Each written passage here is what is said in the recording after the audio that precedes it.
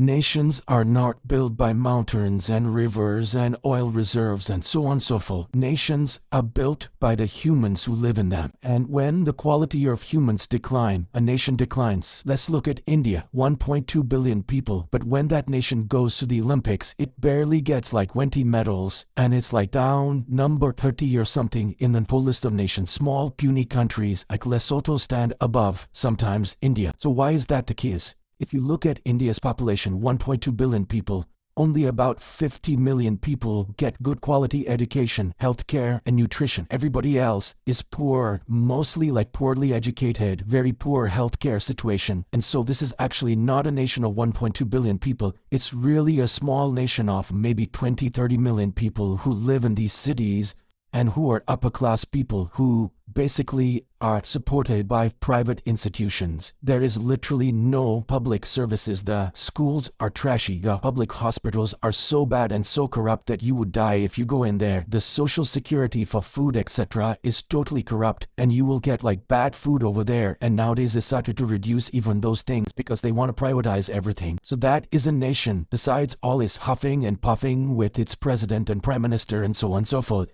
It is really a nation that has been in decline since many, many years from the British, and then going down even faster as India became an independent country. And that is what is happening today in America by the dumbing down of the education system, by the revoking of healthcare, and then trying to reduce SNAP benefits and so on and so forth. America will become like India soon, with like a few million people out of those 300, 400 million that we have in our country who are basically getting the best education, get all the resources, and surrounded by a mass of desperate poor people.